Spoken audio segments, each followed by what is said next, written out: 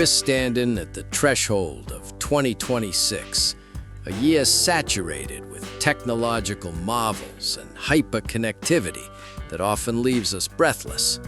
Yet, in this sophisticated confusion, where data streams replace deep thought and instant gratification substitutes sustained effort, we need to look back to Jim Rohn. His philosophy serves as the essential operating manual for navigating complexity and thriving when the world demands absolute personal mastery. The real goal isn't just accumulating resources, it's becoming the kind of person who naturally attracts and manages those resources. This is the great dividend of Rohn's teachings, understanding that the harvest is guaranteed only if the seed is properly planted and tended. Too often, we focus on visible success, portfolios, titles, possessions, while neglecting the invisible interior work of becoming someone to whom achievement naturally gravitates. He is the central conflict we face. We're not lacking opportunity. We're experiencing the erosion of fundamentals. We're drowning in sophisticated systems while neglecting the simple daily disciplines that underpin lasting success. We've learned to outsource thought and seek shortcuts around genuine self-improvement. The tension arises because the modern world rewards speed and spectacle, while Rohn's wisdom insists on patience and consistency. Today, we're unlocking 7 seismic shifts in perspective. These aren't mere tips, they're transformative keys demanding rigorous adherence to internal laws. The payoff isn't just financial, it's existential, mastery of your own direction. But before we explore these 7 keys, there's one non-negotiable prerequisite. This is what I call Axiom Zero, the foundational condition for accessing Rohn's deep wisdom. Many people seek external steps or systems, hoping for a quick fix for a deep philosophical void. They want the how, but they refuse to accept the who. The foundational truth anchoring Jim Rohn's entire life work is this: the acknowledgement of self-authorship. You must wholly accept that you are the primary sole author of your life script. No external entity, no government, market fluctuation, competitor, or inherited circumstance possesses more influence over your outcome than the deliberate choices you make every day. True personal growth begins when you stop seeing yourself as a passenger and embrace your role as the architect of your destiny.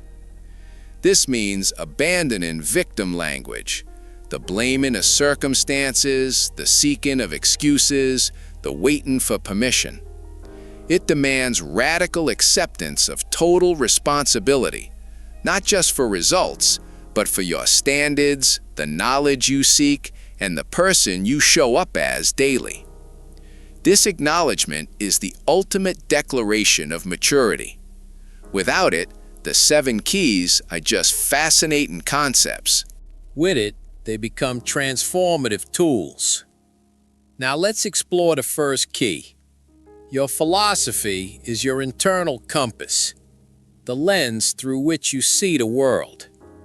It determines everything that follows.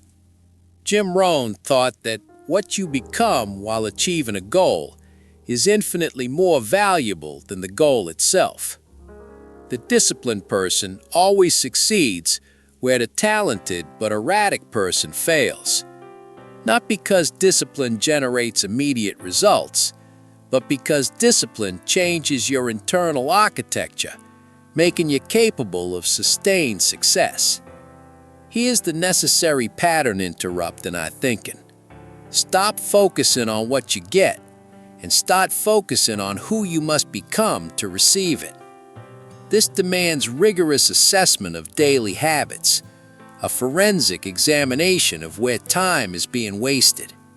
In 2026, Our primary thief of potential is passive consumption. The relentless scroll, the endless notification loop, the acceptance of mediocrity disguised as relaxation. We're entertaining ourselves to death, sacrificing moments of high-leverage growth for fleeting comfort. Rohn insisted that regret is compounded interest on neglect. 5 years from now, we'll be the sum of the books we didn't read, the health regimen we ignored, and the difficult conversations we avoided. The cost of neglect is always higher than the cost of discipline, though the bill arrives much later. The second key addresses habits, the small investments that compound into monumental returns. Rohn used the metaphor of seed and soil. The successful person in 2026 isn't concerned with viral hacks or shortcuts. Their focus remains on soil quality and seed purity. The universe rewards cultivation, not complaint. The effort we expend today is the seed. Our character and mindset are the soil. If the soil is weak, poisoned by negativity, procrastination, or cynicism, even the finest seed yields a meager harvest. If the seed, the daily effort, is inconsistent, even the richest soil cannot produce abundance.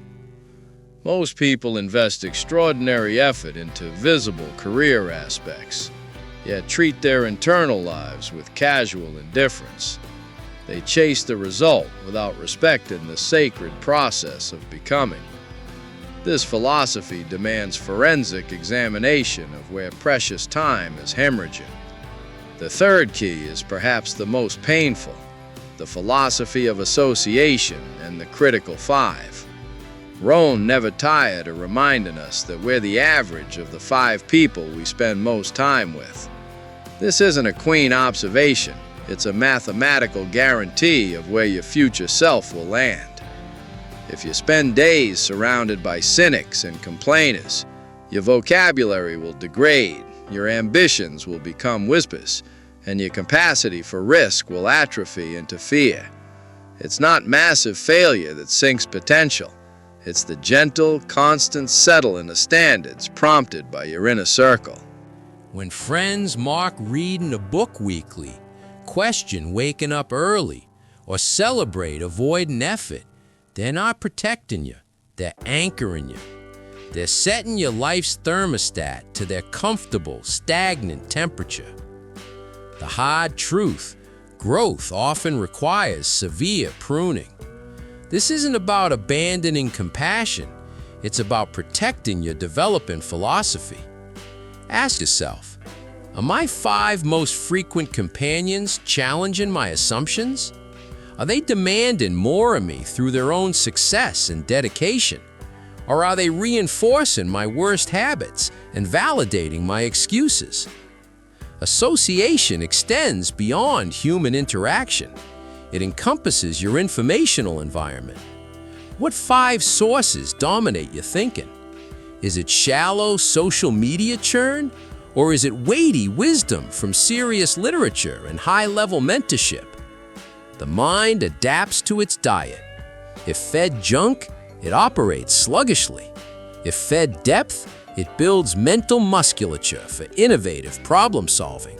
This deliberate orchestration of environment, the painful removal of the negative and aggressive seeking of the positive, is the prerequisite for our 4th key.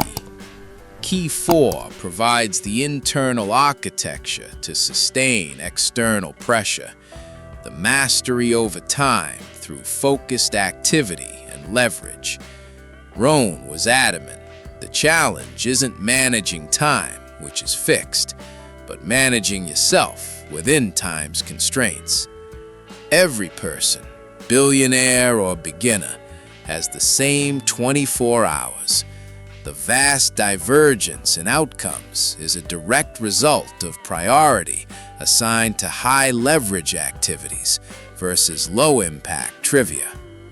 The difference between high achievers and perpetual starters lies in ruthless clarity of their daily agenda.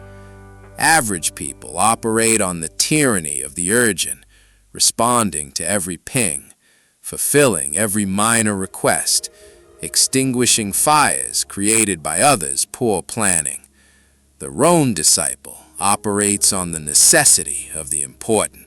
They're architects of their schedule, not merely inhabitants of a schedule built by external pressures. This demands rigorous discipline of weekly review and planning, a non-negotiable ritual separating professionals from amateurs.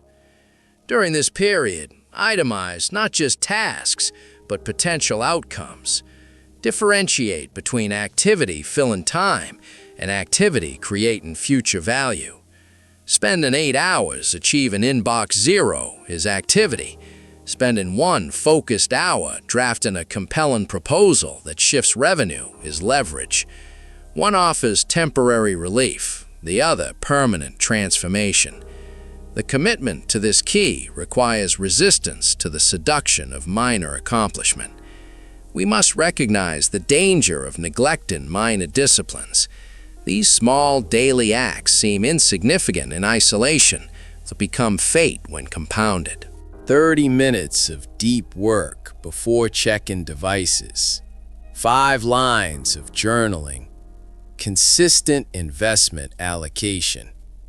These levers, pulled daily, redirect the course of a life. The breakthrough, structured discipline creates freedom, not restriction. When you've pre-decided how valuable time will be spent, you eliminate decision fatigue and free cognitive resources for complex problems. Structure becomes a high-performance lane, allowing you to move faster than those trapped in chaotic, reactive living. The conflict deepens at the intersection of association and time mastery.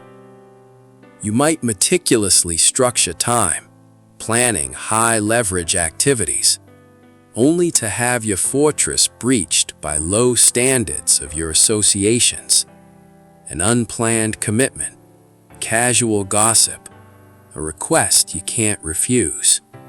These discipline breaches are often enabled by the environment you tolerate. Conversely, you might surround yourself with aspirational individuals whose presence elevates ambition.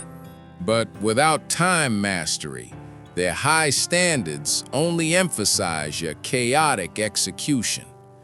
You recognize opportunity, but lack the schedule and stamina to seize it. External pressure and internal structure must advance in lockstep. You can't be disciplined only when motivated, just as you can't surround yourself with champions only when convenient. Discipline is the constant bridge between goals and accomplishment. Think of achieving critical mass. External pressure forces you to raise your game, creating friction against old habits. Internal structure provides the methodology to manage that friction productively. When demanding environment meets organized execution, the system achieves critical mass. Inertia is overcome, and explosive compound growth becomes statistically inevitable. Now we arrive at Key 5, mastering the philosophy of wealth and stewardship. This is where the internal ledger is audited, and it has nothing to do with current bank balances. Rohn's essential teaching on wealth was never about accumulating money itself, but about the quality a person required to attract and responsibly manage it. Wealth is the external metric of internal value. If someone earns $30,000 but possesses the maturity and judgment of a $100,000 individual, the gap between current reality and earned potential closes swiftly. The market always pays for value supplied, but that value must first be internalized. The conflict here is the pervasive modern belief that we're entitled to reward before paying the price in personal development. Stewardship demands becoming a worthy container. Imagine pouring the ocean into a cracked teacup. The universe won't entrust massive resources to a mind that's small, careless, disorganized, or reactive. Stewardship means managing what you have now with absolute precision, be it $10 or $10 million. Current resources, however limited, are the proving ground for greater resources to come. Carelessness with small sums is training for spectacular carelessness with large sums. The mindset shift: money isn't something to chase. It's a servant attracted by mastery of systems, ideas, and people. A true wealth philosophy acknowledges that the highest form of earning is cultivating a personality that deserves to be rich. Someone who can handle the responsibility, visibility, and necessary generosity that fortune demands. Without this philosophical alignment, any sudden monetary gain merely accelerates decay inherent in undeveloped character. The goal isn't just having more money, it's becoming more valuable than the money you currently possess. This leads directly to Key 6, the non-negotiable stewardship of vitality and the physical temple. Rohn understood that philosophy is useless without energy to execute it. This key is often discarded by the intellectually ambitious, yet it stands as the critical physical limiter on all mental aspiration. You cannot tackle monumental goals, complex negotiations, marathon creative output, sustained focus for true mastery, if the physical machine operates on fumes, burdened by neglect and undermined by poor habits. The physical body isn't merely a vessel, it's the engine of sustained performance, the literal source of energy required for discipline.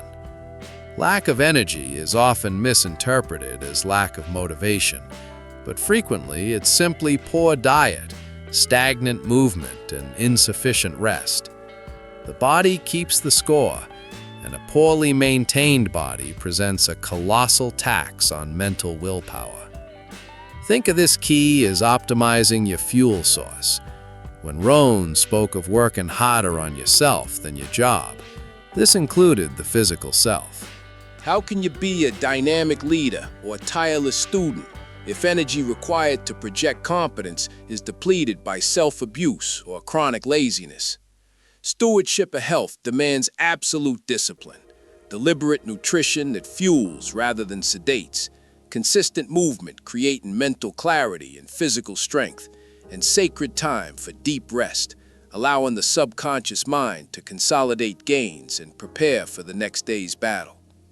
Ignoring this key is choosing to climb the mountain with massive weight strapped to your back, a weight manufactured entirely by poor choices.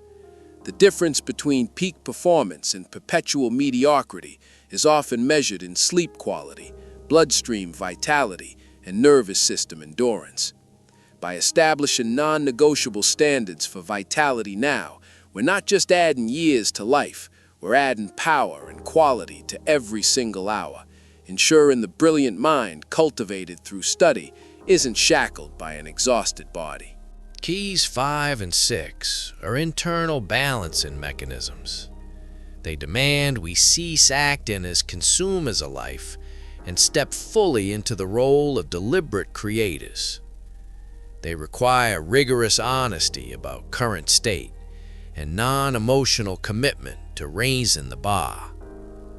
We transition from someone who merely wants success to someone who has earned the right to attract it through foundational integrity in finance and health. The synthesis of these 6 keys creates a formidable structure. Discipline provides the foundation. Study furnishes the mind. Association polishes the external environment. Goals provide the blueprint.